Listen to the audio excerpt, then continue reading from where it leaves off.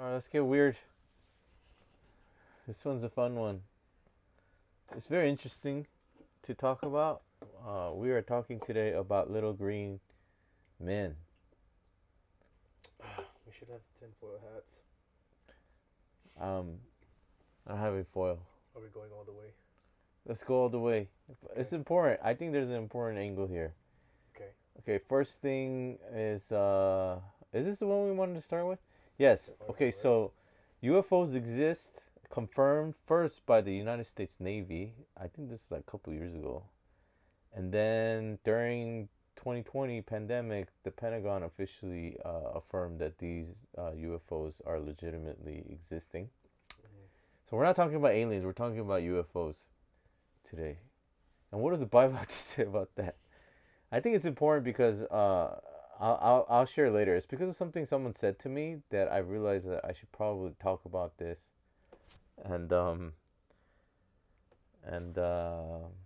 you know, this is popular. There's like a show or something that people watch. And an elder at VKUMC was watching it religiously with his son, and having very lively conversations that it might turn everything we know about the Bible on its head, supposedly, if this was true. And that is absolutely insane to me that they would say something like that. So, but it might be itching on people's minds, but I want to have fun with it, and let's go talk about this. So, do UFOs exist? The Pentagon wants to know. They have an official phenomena task force, unidentified aerial phenomena task force. On Friday, they confirmed the creation of an agency designed to track potential UFOs. They have a group that's tasked to understand what these things are and to catalog it. Department of Defense established the UAPTF to improve its understanding of and gain insight into the nature and origins of UAPs. They want to get away from the word UFOs, but basically it's the same thing. The Pentagon said in a statement released late Friday, the mission of the task force is to detect, analyze, catalog unidentified aerial phenomena, basically UFOs, that could potentially pose a threat to U.S. national security. The office will also track incursions of unauthorized aircraft into training ranges or otherwise restricted airspace, including those when the person who reports the aircraft cannot immediately identify it. Okay, so rumors circulated last month about the existence of the office. Senate committee reports indicated a similar office was examining a potential UFOs through the U.S. Office of Naval Intelligence. All right, so it's been confirmed the Pentagon does have a group now that they are confirming that does this, and there is a series of UFOs that Navy pilots have been tracking through radar, and one of them chased one, and those videos were finally released as officially released to us. There was already leaks about it, but like it's officially been released saying that these UFOs are real. So can we look at that video, dude, of the CNN. Man, I don't want to see this man's face. Why? Why'd you gotta pick this dude? Because it's CNN. CNN is a bunch of BS. We should do one about all the leaks about what CNN's been up to last year. But okay, let's watch this one. See? Hey, I'm compromising NBC. In night vision This video is recent. from a Navy destroyer, a mysterious flying triangle above the deck of the ship. The Pentagon confirming the images obtained by documentary filmmaker Jeremy Corbell were taken by Navy personnel, expected to be a part of a report on unidentified aerial phenomenon to be presented to Congress this summer. Already online, some skeptics say the images are caused by cameras trying to focus, but some of the objects go beyond just flying in the sky. One shows a spherical object dipping into the ocean, similar to an incident in Puerto Rico, where an object was tracked buzzing an airport, then flying into the water, popping back out before appearing to split into two and disappearing. Over the last several weeks, some of the nation's top former intelligence officials have been raising eyebrows. Look at that thing. It's rotating. Former CIA Director R. James Woolsey said he knew of a case where a plane was paused in midair. A friend of mine was able to have his aircraft stop at 40,000 feet or so and not continue operating as a normal aircraft. What was going on? In December, ex-CIA Director John Brennan said it was arrogant to believe there are no other forms of life other than the ones on Earth. And former intelligence chief John Ratcliffe says officials have been tracking technology beyond our capabilities. We're talking about objects picked up by satellite imagery that are difficult to explain. Like another incident off the coast of California in 2004 when a fighter squadron encountered an object that seemed to defy gravity. What do you think it is? I honestly don't know. I don't think that we have developed that technology. I don't think we developed it on this planet. Video from that encounter and 2 other incidents were officially released by the Pentagon last year. Now new signs that the Pentagon could declassify more sightings of what they can't explain. And guys, now here's the thing about those last 3 F-18 videos. I recently asked the former director of the Advanced Aerial Threat Identification Program at the Pentagon, point blank, are those the only videos that the government has? He said no, those were probably the least compelling videos. And in some videos, you see an object about 50 feet away from the cockpit. Ooh. Guys. Okay, that's crazy. Why are they laughing about it? Like that's oh my, this is what I hate about the news, is that like they play certain like modes about stuff, and I've seen them report on a man raised from the dead in a body bag. He was in a body bag, his body was being transported, and then the dude woke up. And there's this video of this lady like screaming, her family. It's like, thank you, Jesus. And they're like we're praying and they rolling from the dead. They're like screaming, right? And then they cut back to the news and they're all laughing. And it's like such a weird, these people are so weird to me. It's like they're playing down on how important this is. Yeah, but it's like, wait a minute, the Pentagon confirmed this. So this is something that we should probably pay attention to. It's frightening because it clearly continues to appear around our military installations, and that's concerning. Mm-hmm. And there's nothing we could do about it. Like they're only filmed by us because they allow it. Like they don't have to. They allow us to like film it, mm-hmm. and they could just disappear. And it's just a bizarre, some people think it's just phenomenon, and but that pilot, there's a pilot in that video, what's his name, Lieutenant Commander David Fravor, and this guy is the one that actually who was chasing one. So I want to listen to this guy. I did 5 cruises to the Gulf. I started right after Desert Storm. I had an entire squadron. I had 12 airplanes and 330 people. This is mine. This is what we typically flew at night. You can see these little brackets here. November 14th, 2004. It's a clear blue sky. There's no wind. And you see this tic-tac. It's just this white object that's randomly moving around. It makes the hair on the back of your neck stand up a little bit. I remember telling my back seater, I said, dude, I don't know about you, but I'm a little weirded out. It's not a helicopter. It doesn't have rotor wash. There's no propulsion. There's no wings. It rapidly accelerates and disappears, like poof, gone. Weirdest thing I've ever seen in my life. I chased a UFO. But I like to just crawl back under a rock and be myself again. Yes.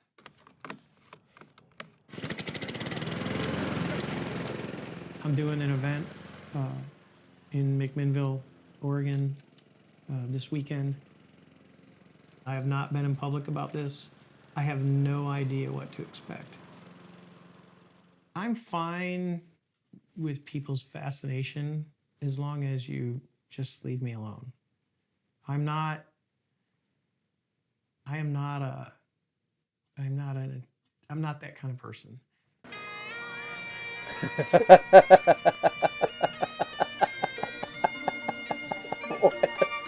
Why the We've bagpipe? experienced some things ourselves. Okay, that's enough. I've We seen don't need to watch 3 this. UFOs in my life. Why? My question is why the bagpipes? The They had alien. like a tinfoil Mickey Mouse. Did you see that? What was that? No, I just think that it's amazing. What The is this? dude, what does the bagpipes have to do with the aliens? What is going on? Sorry. Why? Why? Who is this guy? Dude, that's so talented. I don't speak like this.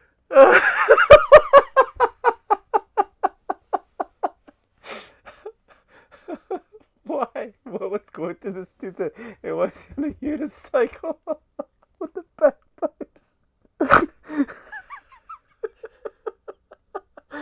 Some people are so weird.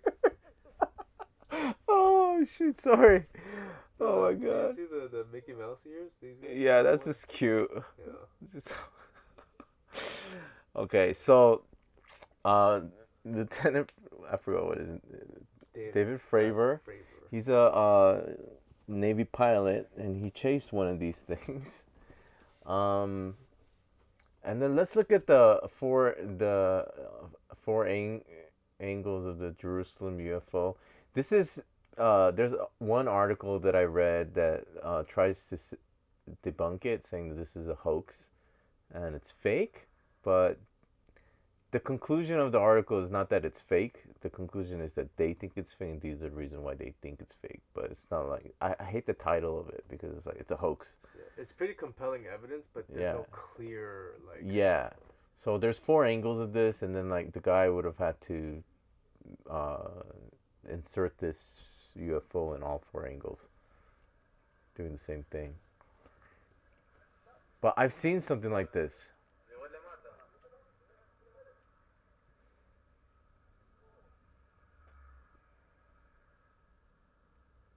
Yeah, maybe it's fake, you know?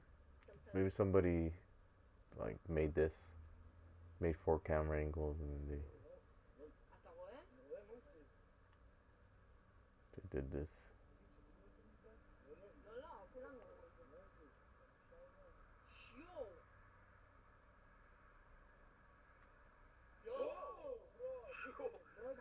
So the reason why I wanted to see this video is because that's something I've seen before. So I was up in the mountains, and you know how it's clear at night, and so I was up in the mountains, and this happened to me once, and I thought maybe it was like a dumb asteroid, like an asteroid that got stupid, like. But I saw something like that. It was like this light, right? I thought it was a star, and it was just hanging in the sky, like just hanging there, like floating around like this, and I was like, is that a plane? I was like, what is that? And then it did that. It went like it was just hanging around like this, and then it did exactly that. It just disappeared. Like it just shot out, and then it just disappeared. And I thought it was like an asteroid that got dumb. Like it's just like it didn't know to go. I don't know. I just in my mind I was like, there's probably some explanation. Yeah, there's no way it's like you witnessed the. Yeah, I just thought, is that a UFO? And I was like, or is that some weird shooting star that didn't know how to shoot? You know, like I was like, I'm too dumb to know this. So I just thought that was bizarre, and then I just didn't think about it. And then I saw this video, and I was like, oh my god, that it looked exactly like that, like kind of floating around, and then it just shot out. And so I wanted to see that again, show people. There's articles saying that it's a hoax, but I think it's a little, they hoax in the Holy Land. They try to explain it, and I don't think they absolutely prove it. I think they just, this is their conjecture about it being fake. But all the videos that we saw in that get that man out of here. I don't even want him on the web browser. Get him out. Yeah, the DoD. Yeah, the DoD stuff. James Woolsey said Yeah, this is all real. The military is saying that that is all real. And the way they move is very similar. Yeah, and they have Oh, like this right here. yeah, they have footage that's more compelling than this that they won't show us. Yeah. Because this looks like low quality. I mean, like, dude, we're spending how many trillions of dollars? Yeah, they have it. They don't want to. They're not They're gonna showing give it. us 240p. So I don't think this is funny. Like honestly, I don't. I think this is not funny because it's fun, but it's also not funny because if it's real, and our top technology can't keep up with it, that's pretty frightening to me. It's like we can't, like they can't catch it. Mm-hmm. They can't lock onto it. Like it is beyond us. And so there is no way that this thing exists. Like this no nation in the world, if they had this, like for example, some people say it's another country playing around with new technology, and I'm like, yeah, right. They could conquer us with that. You know what I'm saying? Like there's no way they will rule the skies. They'll be using it, and like there's just no way that this is like it doesn't make any sense because it defies the laws of physics. So when they're saying that it seems to have no drag, right? There's no drag. Like it doesn't seem to be, the ship doesn't seem to be under any stress with its movements. Mm-hmm. It can move in any direction, and it seems to be floating, but then it moves like from one spot to the next without any kind of like sense of weight, and that's weird, dude. We don't have anything like that. Doesn't exist. You know, it's the whole idea of flying cars. Like we somehow find. I'm not talking about like propellers, like Super loud. yeah, or like you know like Drones. really large drone. Yeah. Is basically what flying cars are, but floating cars like we envision them in like sci-fi movies, that's not possible. Like people don't understand unless we like make everything out of metal and then there's like crazy magnetism or something like that. It's impossible. But like just a car that creates its own gravity, like that doesn't exist, dude. We can't create that. Like that's not possible with what we know, right? So if we knew that, we'd have weapons. So this thing is not us. It can't be us. It can't be us. Unless the government has this, and then we're all like, but government's not good at hiding things. Like this. Yeah, it would leak. Do you know how many people are involved? Like somebody would leak, right? That we have it, but that's what's kind of weird about it, but we're all gonna die, so it's okay. So I wanted to kind of like think about this. What does it mean? What does it mean? I wonder what Christians think about this. I really am curious because pastors don't talk to me about it. There's not a lot of people are not really talking about it in front of me. Yeah. Maybe they freaked out. What I would say. But what do you think, John? No, I think it's like it has to do with understanding multidimensional beings. Mm-hmm. So I put a lot of thought into this. So I mean, when I read Ezekiel and how Yeah. you like, I'll read it right now. Okay. Do you want me to read that? Yeah. So in Ezekiel, there are some other passages that describe weird things like this. It describes some angels, and then it says that they have these chariots or like these vehicles. So in Ezekiel 1 verse 15 it says, as I looked at the living creatures, I saw a wheel on the earth beside the living creatures, one for each of the four of them. And as for the appearance of the wheels and their construction, their appearance was like the gleaming of beryl. And the four had the same likeness, their appearance and construction being as it were a wheel within a wheel. When they went in any of the four directions without turning as they went. That's basically the same description of how UFOs move. And their rims were tall and awesome. The rims of all four were full of eyes all around. And when the living creatures went, the wheels went beside them. And when the living creatures rose from the earth, the wheels rose. Wherever the spirit wanted to go, they went, and the wheels rose along with them. For the spirit of living creatures was in the wheels. When those went, so basically they're driving these things. When those went, these went, and when those stood, they stood, and when those rose from the earth, the wheels rose along with them, and for the spirit of living creatures was in the wheels.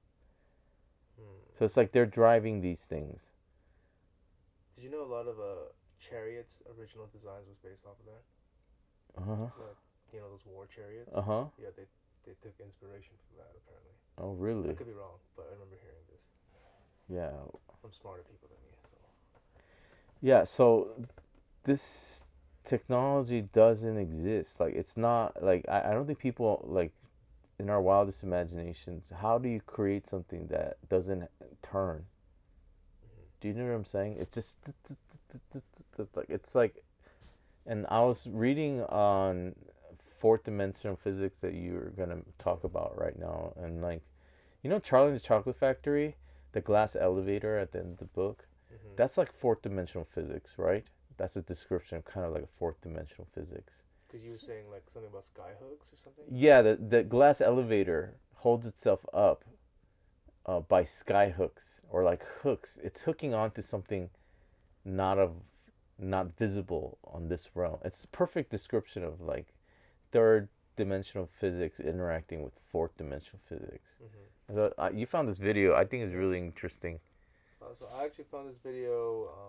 I'm keeping up with a lot of AI simulations and stuff, and I've always been kind of curious. If you guys ever seen the movie Interstellar, they kind of try to talk about what it looks like to be in like 3D creatures trying to imagine another dimension. It wouldn't make sense to us. So I think when we come to terms of talking about UFOs, they definitely have access to another dimension of, I don't know, like movement, I guess, because we were talking about like the glass elevator and how it can go forward, backwards. So like the way we interpret for like multi-dimensional beings would look very weird to us, and the encounter is kind of recorded, especially I guess especially in when Jesus appears to the disciples. Yes, it's weird. It's weird. Like the doors, they make the comment, or like they write specifically, they lock the doors, but he appeared, and then he looks different but recognizable, and then like he disappears. Yeah. But then he's physical. Yeah. Like they could touch him, and they like eat food with him. He eats food and like, and then he's like peace out, and then at the end he just goes and he disappears. So this to explain what I mean by like dimensional understanding, like this experiment on YouTube, 2-minute papers, they do really good work. They're talking about how 3Ds or 2D, what 3D would look like to a 2D and what 4D might look like to a 3D, which is us. So I'm going to play this video. I recommend that you immediately start to hold on to your papers, because this work is about creating physics simulations in higher than 3 spatial dimensions. The research in this paper is used to create this game that takes place in a 4D world, and it is just as beautiful as it is confusing. And, I'll be honest, the more we look, the less this world seems to make sense for us. So, let's try to understand what is happening here together. You see an example of a 4-dimensional simulation here. The footage seems very cool, but I can't help but notice that sometimes things just seem to disappear into the ether. In other cases, they suddenly appear from nowhere. How can that happen? Let's decrease the dimensionality of the problem, and suddenly we will easily understand how this is possible. Here we take a 2D slice of our 3D world, start the simulation, and imagine that we only see what happens on this slice. We see nothing else, just the slice. That sounds fine, things move around freely, nothing crazy going on, and suddenly, hey, things slowly disappear. The key in this example is that luckily, we can also look at the corresponding 3D simulation on your display. We can see not only the 2D slice, but everything around it. So the playbook is as follows. If something disappears, it means that it went back or forward in the 3rd dimension. So what we see on the slice is not the object itself, but its intersection with the 3D object. The smaller the intersection, the more we see the side of the sphere, and the object appears to be smaller, or, even better, Look, the ball is even floating in the air. When we look at the 3D world, we see that this only appears like that, but in reality, what happens is that we see the side of the sphere. Really cool. We now understand that colliding can create a mirage that seems as if objects were suddenly receding, disappearing, and even floating. Just imagine how confusing this would be if we were this 2D character. Actually, you don't even need to imagine that, because this piece of research work was made to be able to create computer games where we are a 3D character in a 4D world, so we can experience all of these confusing phenomena. However, we get some help in decoding this situation, because even though this example runs in 3D, when something disappears into the ether, we can move along the fourth dimension and find it. So good. Floaty behavior can also happen, and now we know exactly why. But wait, in this 3D domain, even more confusing new things happen. As you see here, in 3D, cubes seem to be changing shape, and the reason for this is the same. We just see a higher dimensional object's intersection with our lower dimensional space. But the paper does not only extend 3D rigid body dynamic simulations to not only 2D, but to any higher dimension. You see, this kind of footage can only be simulated because it also proposes a way to compute collisions, static and kinetic friction, and similar physical forces in arbitrary dimensions. And now, hold on to your papers, because this framework can also be used to make amazing, mind-bending game puzzles where we can miraculously unbind seemingly impossible configurations by reaching into the fourth dimension. This is one of those crazy research works that truly cannot be bothered by recent trends and hot topics. And I mean it in the best possible way. It creates its own little world and invites us to experience it, and it truly is a sight to behold. I can only imagine how one of these soft body or fluid simulations would look in higher dimensions, and boy, would I love to see some follow-up papers perform something like this. If you wish to see more, make sure to have a look at the paper in the video description, and I also put a link to one 4D game that is under development and one that you can buy and play today. Huge congratulations to Mark ten Bosch, who got this single author paper accepted to SIGGRAPH, perhaps the most prestigious computer graphics conference. Not only that, but I am pretty sure that I have... Okay, I'm getting ahead of Yeah, but like, this guy's basically describing a concept, right? About a supra dimension of reality, which is now, it exists. Yeah. We can't like, they're trying to interact with it. So scientists are like, for example, that the collider, the hadron collider, they're trying to interact with, okay, what's the space in between our space? Like, there's something intersecting with our space, the three-dimensional world we live in. Time, space, and matter are all contained within the third dimension, and then so like, there's something outside of that that encompasses it, so, which is very weird. Like, it's kind of beyond comprehension, right? So like, I suspect, this is my theory, that's I suspect that these UFOs, UAPs are potentially vehicles or beings of some kind that are able to slip, in and out of our world. But they're not. But then they're not like, they don't disappear. They're always around, but they like intersect in some way at certain points, and when they want to. And they could slip out if they want to. You know what I'm saying? Yeah. So like, what does that mean about what they are? And like, so the comment comes back to me, like, I was sitting in a bar, coffee bar, and coffee bar, and the brother said to me, not my brother, but a brother in Christ said to me, it's like, what if this stuff is real? And I was like, it is real. And he's like, then basically everything we've ever believed about the Bible has been turned on its head, and like, I don't even know if like if any of this is like uh, you know, if the Bible can even be trusted anymore. And I looked at the dude and I was like, you seriously gonna throw Jesus out of your life that easily?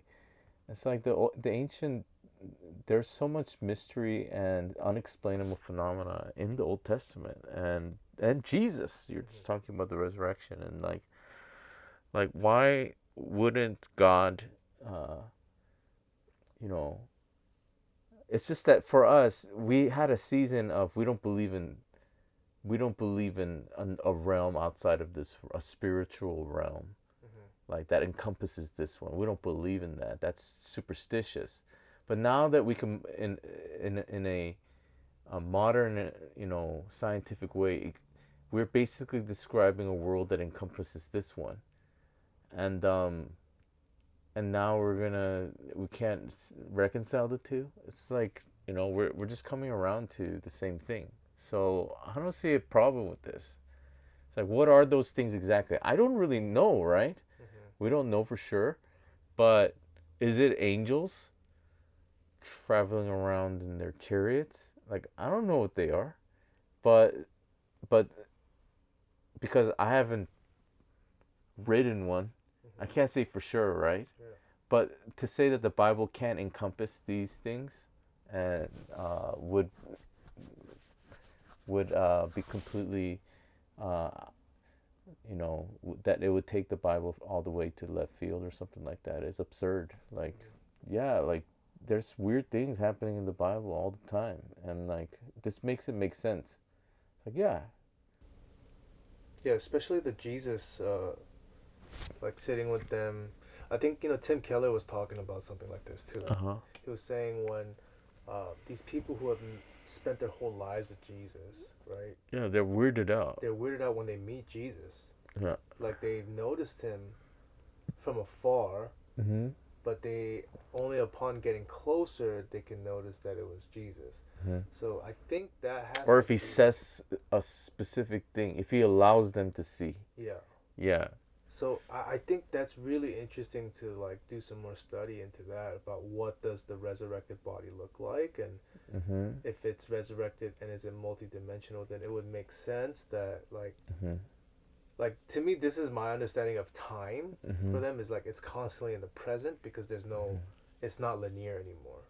Yeah. So because it's like a open like sphere, it would make sense of why God would be omnipotent or omnipresent. Like these construct or like these laws that apply to our own three-dimensional limitations are no longer there because there's another axis, right? Like instead of time isn't linear and it opens up like a plane and like a sphere, then there is no forward back. It's Yeah, to me that helps me a lot with the stupid arguments that church people have about predestination, election, free will. Like, this is all stupid at this point. It's like yes, yes, and yes.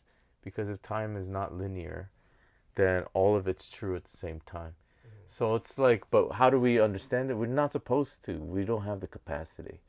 So like, that's that you know.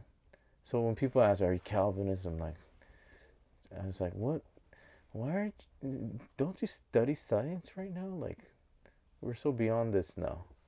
Like, yes and yes.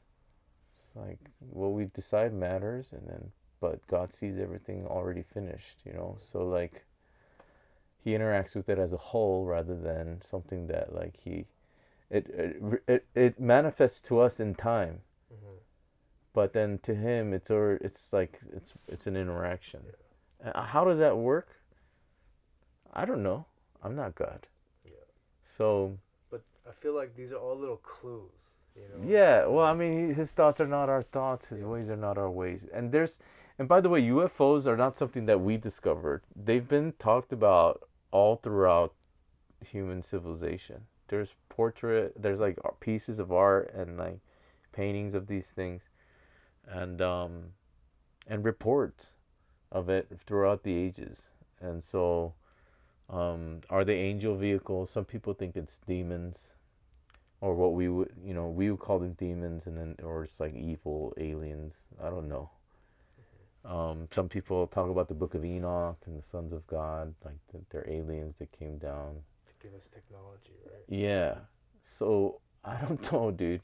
But what I do know is that the Bible is not going to be caught off guard if, some people come through on some of these vehicles, start talking to us, that we're going to be like, okay,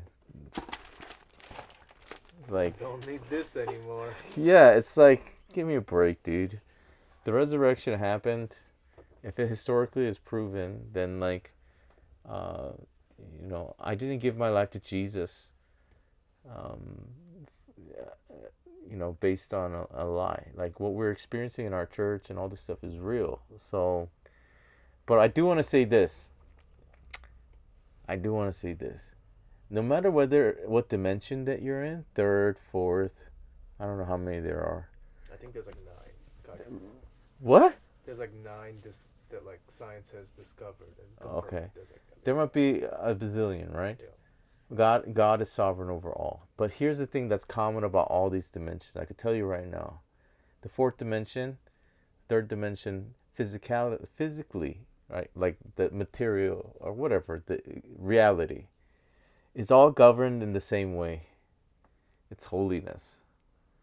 So who we are doesn't change whether you're in the third, fourth, fifth, sixth billion, like who we are, and the idea of relationships, persons and relationship, the Trinitarian reality of God doesn't change across all these realms of reality, because and that's what Jesus reveals to us as most important. So this is what the Bible is teaching us, that like, yeah, like Jesus can walk on water. He can, phase in and out, like, and do all this stuff. Now, but that's not the most important thing he shares with us. He's like, okay, this is all great, but he's like, but what I want to show you is the cross and the love of the Father. If you know this, then you earn the right to be resurrected and to interact in whatever way. But this is, in every realm of reality, this is the most important thing: who you are, and the I am, the name of the Lord, and that being manifested in us and laying a hold of that is our access point to a greater realm of living. Now we don't have, we can't, do it right now. Like we pray and then we connect with it. But loving one another as Christ has loved me is really the key to be trusted with this. And so that's what I really believe. When we raised from the dead, which we believe as Christians, that we're not going to be raised as better versions of this. It's going to transcend. And it'll still be interacting with this world. But it's going to be something more than that. Just like and as he was raised, we will be raised in the same way. And so that's very interesting to me. And so I don't know if UFO is going to come down and start blowing up everything on Earth or whatever. And but it's not like, the Bible is going to be caught off guard. It'll all be part of, I really believe in the infallible nature of Scripture. And don't throw your faith out because UFOs exist. They've always existed. People have talked about it and have witnessed it for thousands of years. I guess before we close, we were talking about Bob Lazar. Yeah. We couldn't find his clip. He's the guy that originally was working on these aircrafts or these UAPs. And he was saying something about archaeology. Like these were found long time ago. Like Yeah. recently. So Bob Lazar might be another hoax, right? Yeah, he might Like, be another hoax. the thing is, like, anybody up until now, like even the Pentagon and all this stuff, like all of this was considered a hoax. But now they're saying, just kidding, it's not a hoax, right? They just didn't want people to know about it. But now it's too late. And so they're sharing, for whatever reason, they're sharing this information now publicly, saying like, yeah, this stuff exists. Now, there's a guy named Bob Lazar.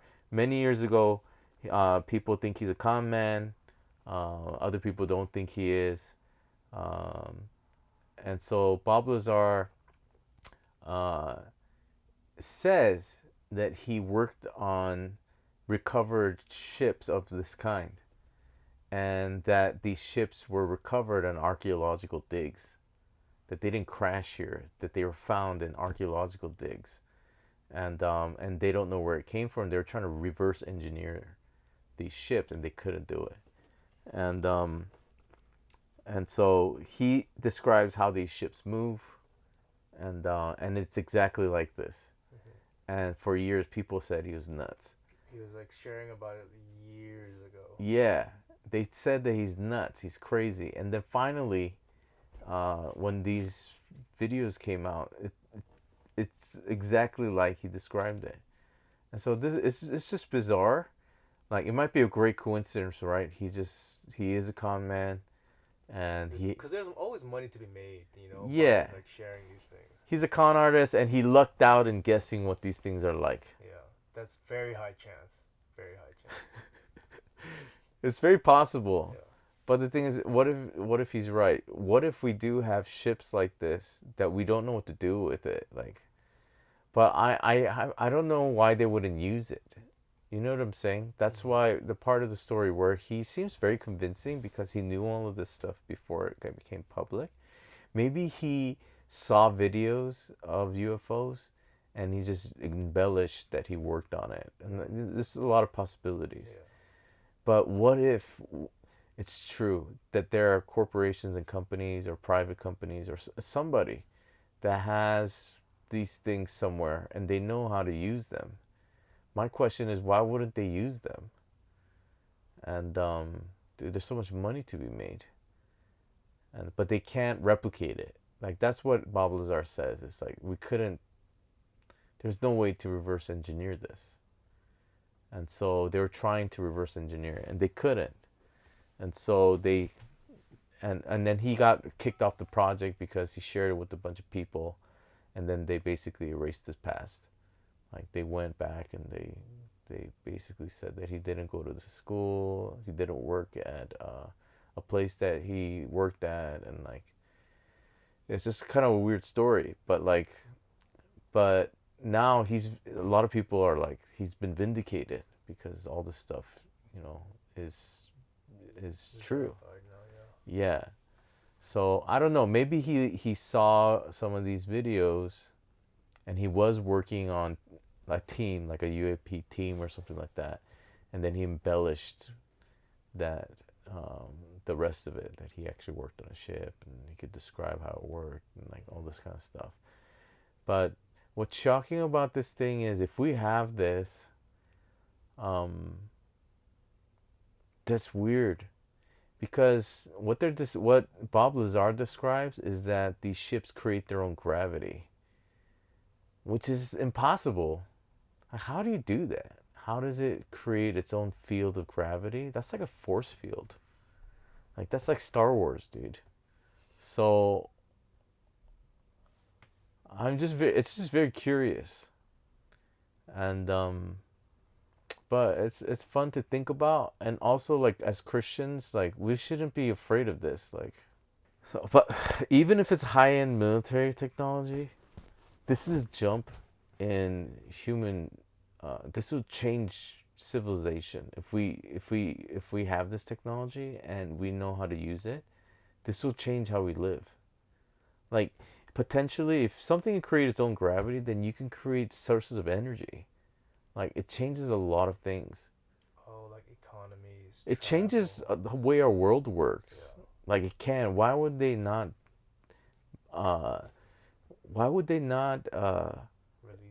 Release it and sell? Like, you know what I'm saying? Like, Yeah.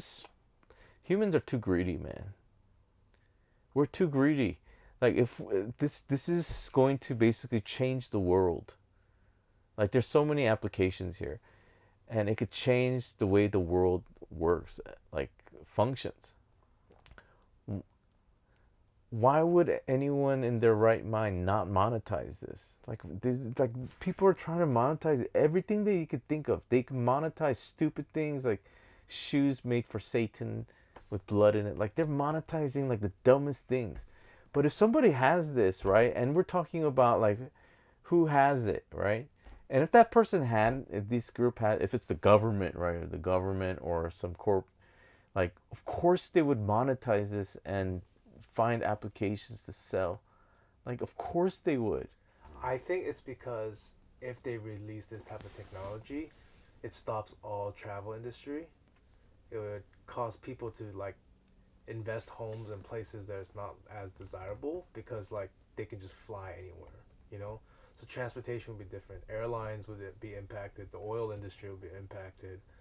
Like everything in general will be impacted. So I think that's why, but So that's your suspicion. that's my suspicion is that they're waiting to find a way where they can still squeeze every dollar out before it happens. They give this product. When are we running out of oil? I don't know, probably like the next. Did they say 50 years? They said 50 years for the past 50 years. They keep finding more oil, man. That's a very compelling argument. Because, I mean, think about Maybe it. the persons that are making so much money off of oil and all of that, they're the ones that have it, and they don't want it released because they don't want to lose money on oil. But I'm sure they could incorporate oil in some way. But, I mean, if you look at, like, Ford and all these other companies that are, like, or just oil companies, they tried so hard to, like, get rid of Tesla. But they can't. Yeah. No, so...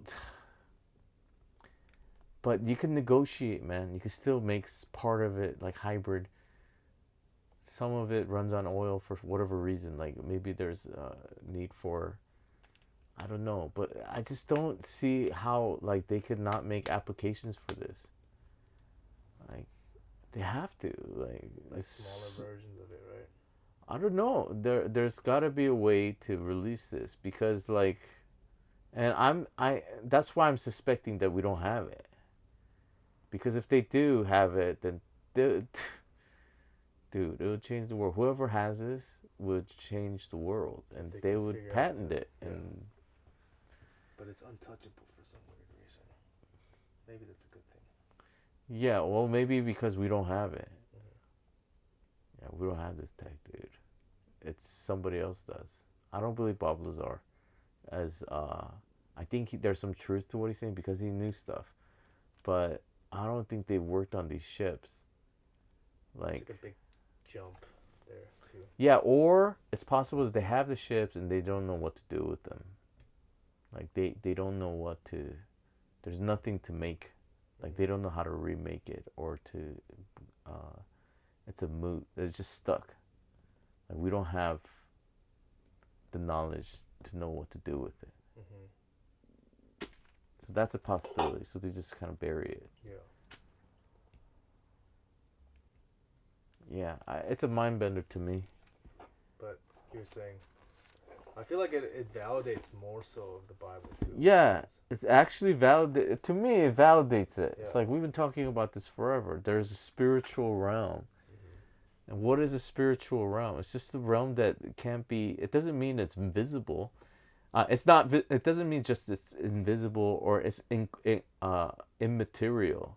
It just means that it's interacting with this world, but we can't see it for some strange reason. But it exists and it's directly interlinked with our world. And so what happens there affects what happens here. And sometimes you can physically see stuff from that world appear in this world. Like beings, they appear and then like interact and then they bone out, they disappear. And it's like the fourth dimension, dude. It's the new way of talking about it. Yeah.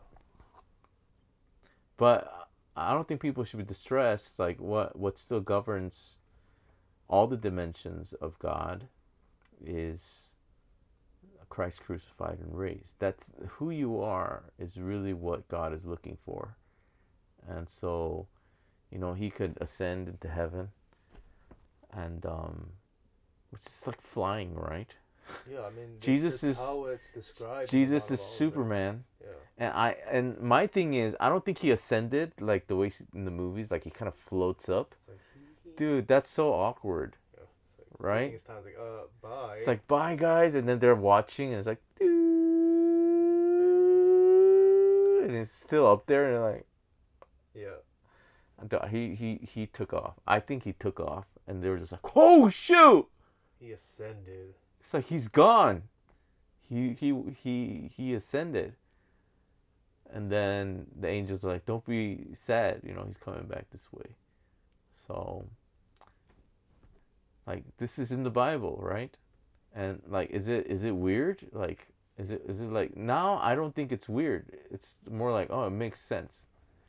There's a scientific explanation for all of this. It's just we kept on confining scientific explanation to what's possible within the third dimension.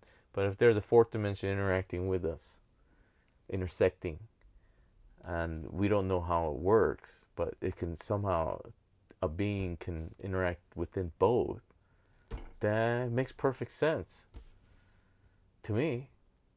Okay? I don't think there's anything weird about this. But yeah, I think UFOs are not outside of the purview of Scripture. I think what people are thinking is like weird things, like if there are ships like this, then there are other intelligent beings, and they're from outer space. And I think it's more compelling to say they're from inner space, you know, or, you know what I'm saying, space within spaces, like dimensional space. It makes more sense to me. So it's like, okay, if other planets with intelligence beings exist, did Jesus die for them too? Like people like start like mocking and asking questions like that, and it's like I don't need to know all that. I know that he died for us, and that he's God, and he's not a God of one dimension.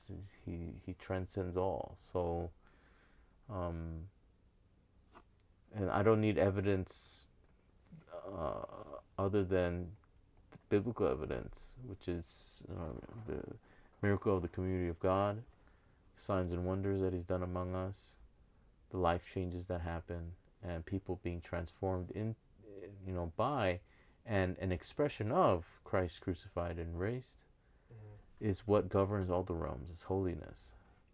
And I don't think that's far-fetched. I think that's very, very clear. Like who you are maintains